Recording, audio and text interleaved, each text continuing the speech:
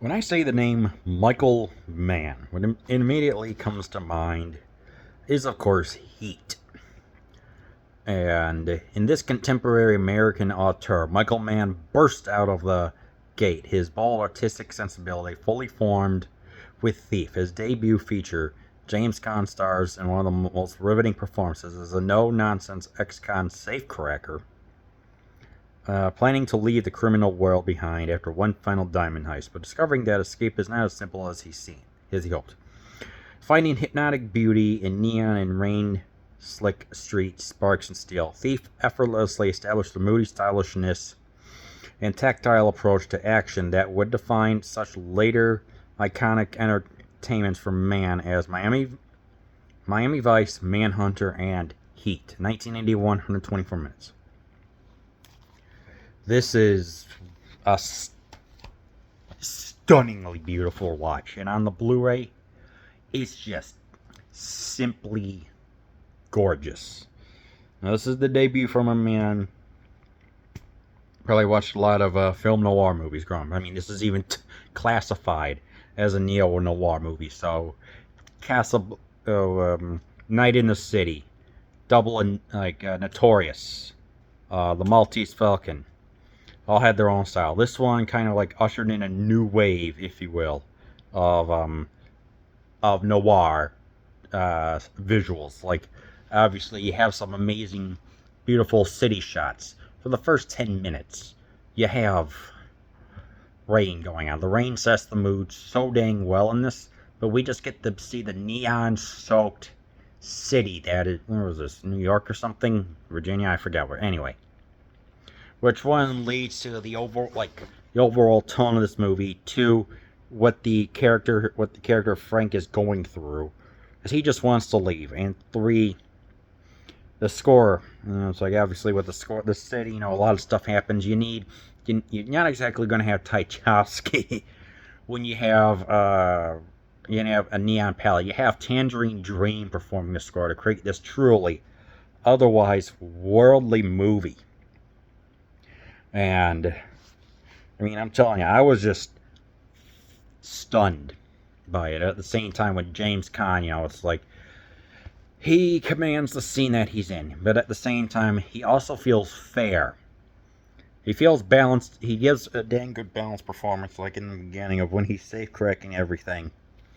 I think maybe it was just like a stunt double who was performing it, but to see him take command of talking to Leo, the head guy, is like wanting his demands of saying, "Hey, I only do ice and diamonds and no fur coats or anything trackable." Laying down the line, but then he becomes sensible. He starts falling in love, and even goes as far as willing to adopt a baby. But in an adoption center, he kind of steals the show, going against this lady, even asking, "Where were you raised?" She says, "In the suburbs," compared to like the mean streets that he was in.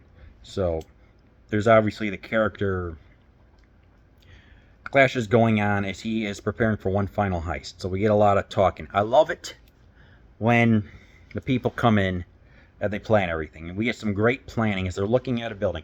It's like saying, hey, there are going to be 5 cable lines and you'll have a 10-second delay. And a whole lot of I don't want to say criminalese, but the planning that goes on to getting everything done. So, all the setup and everything else. And, eventually they do break in. They pull off one final heist. And, all the meanwhile, it's like his performances, he's like spouting. And when they break in, that's where the silentness comes in. Yes, there is a little bit of music. There is some Tangerine Dream songs going on, but it complements the atmosphere, the intensity happening. And like I would say, roughly an hour or 30 minutes in, that's when the big heist is, and it's just so dang good to watch. I'm watching this, and I'm just thinking, how can you top this? Then, of course, obviously, he doesn't get all the cash that he wanted, so he's trying to scrape together, getting everything. It's like he does a burn notice, if you will. He's like, explodes his house, explodes the car dealership that's a front for all the criminal activities. Yeah, used cars, anyone? So, but ultimately, in the end, he does manage to survive and eliminate all the people, including the schmuck Leo. That is played very well by Robert Prosky.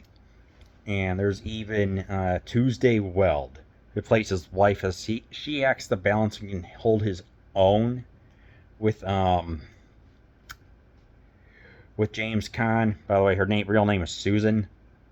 Willie Nelson is also in this, where he plays a guy named David Okla. He was like Nelson was like 55 or something like this. In prison, not for marijuana charges. They never exactly explicitly state what he's in jail there for, but it's, I don't know, it was just kind of interesting to see. And I'm not going to read the liner notes, so. But yeah, we get some more beautiful soaked imagery, especially, I would say, roughly, what was that? An hour in. I mean, even the daytime when the city is there, it's like, it's obviously not as beautiful. And he also keeps this image here of people that were deceased, so that way he can keep himself going and not to be like those that were who passed on inside the prison that he was in. So it's just like, it's just I guess you can call it like a metaphor for